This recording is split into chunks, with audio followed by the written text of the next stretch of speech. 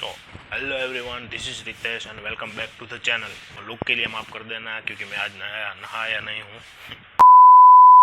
आज है 28 फरवरी and Sunday. तो पिछली बार हम गए थे द्वारका।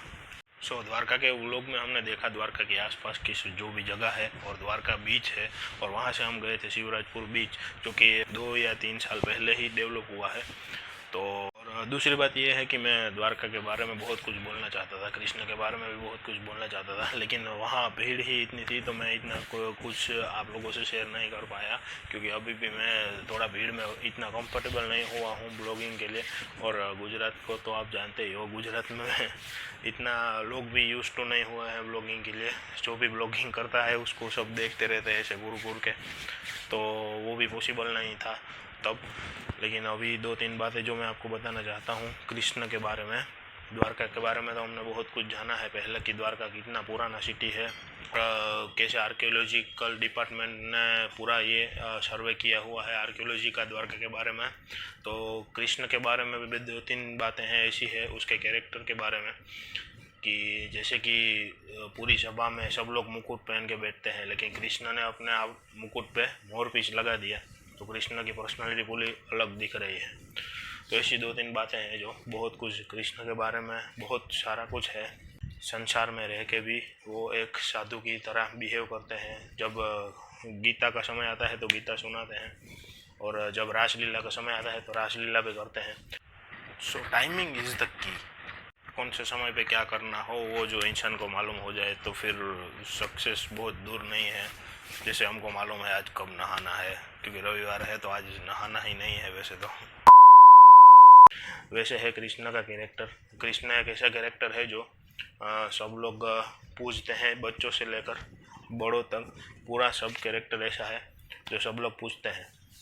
और दूसरी बात ये है, से 35 साल तक राज किया था। तो उसके बाद सब लोग जानते हैं कि गांधारी का उनको श्राप था कि जैसे उनका वंश पूरा विलीन हो गया है वो युद्ध में, वैसे ही कृष्ण का यदु वंश भी एक दिन पूरा अंदर अंदर अपने आप में लड़के ही समाप्त हो जाएगा। 30 से 35 साल बाद जब कृष्ण के बेटे सब बड़े हुए तो उन लोगों में अंदर अपने आप में बनती नहीं थी बहुत। तो एक दिन वो लोग ऐसे ही जश्न मना रहे थे, पार्टी कर रहे थे, तो पार्टी के बीच में उन्होंने एक दूसरे से झगड़ा हो गया उन लोगों का। तो झगड़ा होने के बाद वो एक दूसरे से लड़ पड़े और एक दूसरे को मार दिए। ठीक है, इतना ये है। और कृष्णा ये सब अंदर के झगड़े को लेकर कृष्ण थोड़े निराश हो गए थे, तो वहाँ से वो भ्रमण करते करते सोमनाथ के पास भालका तीर्थ है, वहाँ जाके बैठे। तो वहाँ पे बैठने के आराम करने के लिए बैठे थे, वो बहुत थक चुके थे।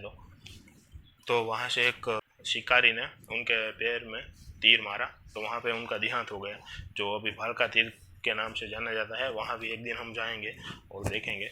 लेकिन अभी हम गए थे शिवराजपुर बीच, तो अभी आप देखिए शिवराजपुर बीच, जो कि एकदम क्लासी बीच बनाया है गुजरात गवर्नमेंट ने। इसके लिए गुजरात गवर्नमेंट को धन्यवाद।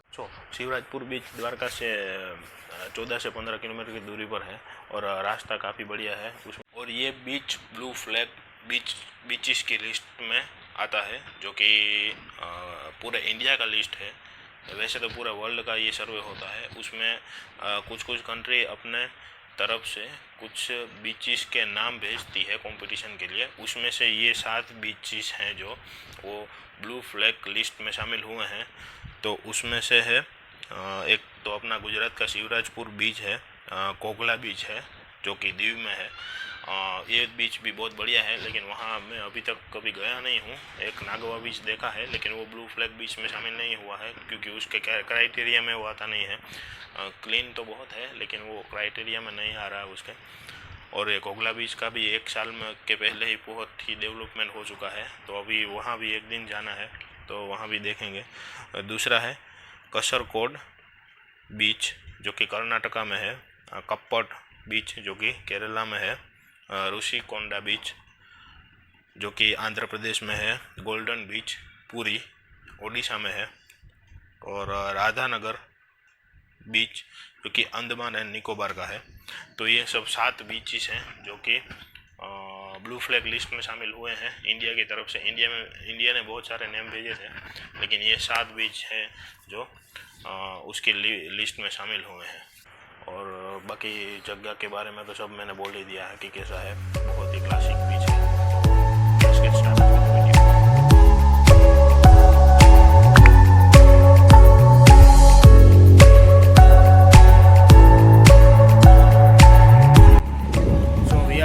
शिवराजपुर बीच और एकदम क्लासिक बीच है। देखिए नज़ारा।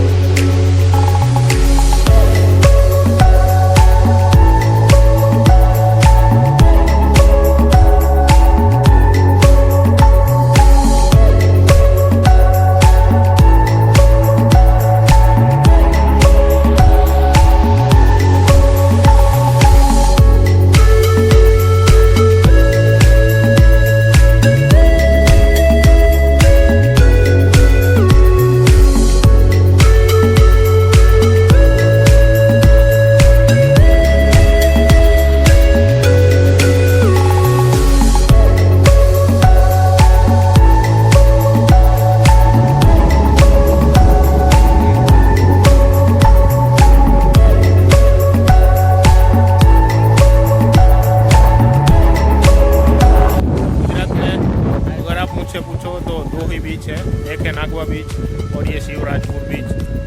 देखिए कितना मस्त और ब्यूटीफुल नज़ारा है। और यहाँ पर नहाने की सुविधा भी है, तो अगर आपको पानी में नहाना है तो नहा भी सकते हैं। और दूसरी बात कि यहाँ क्लीनलीनेस बहुत ही बढ़िया है। नागवा बीच भी उतना ही क्लीन है जितना ये बीच क्लीन है, लेकिन इसकी खूबसूरती भी कुछ अलग है और नागवा बीच की भी अलग है, लेकिन दोनों है कर्वी है। नागवा बीच भी कर्वी है, मतलब कि सी के आकार का बीच है, और ये बीच भी वैसा ही है। हालांकि नागवा बीच के आसपास सब इमारतें और वगैरह कुछ है, लेकिन इधर कुछ भी नहीं है, एकदम नेचुरल प्लेस है। और देखिए यहाँ की भीड़, आज छुट्टी का दिन है और वैलेंटाइंस डे भी है, तो बहुत ही भीड़ है इधर, इसीलिए व्लॉग बनाने में बहुत दिक्कतें आ रही थी।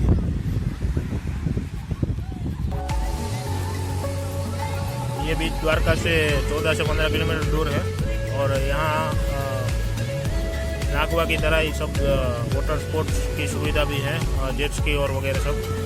तो एकदम बेस्ट एक्सपीरियंस है अगर आप आना चाहें तो, क्योंकि गुजरात में ऐसे 2 ही बीच हैं और ये एकदम मस्त बीच है। बेसिकली हमारा कल का सासनगीर जाने का प्लान था, लेकिन कुछ कारणों की वजह से हमने वो कैंसिल किया और हम द्वारका आए थे। और ठीक है, वो तो प्लान तो फिर कैंसिल होने के लिए ही बनते हैं।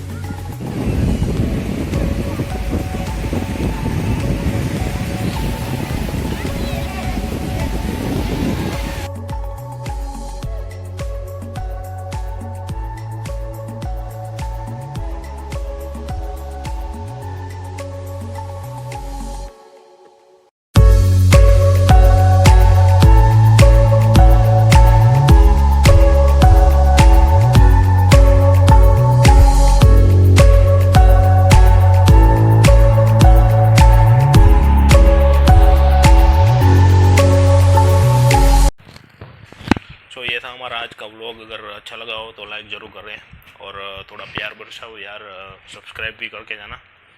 सो मिलते हैं अगले व्लॉग में, तब तक के लिए बाय।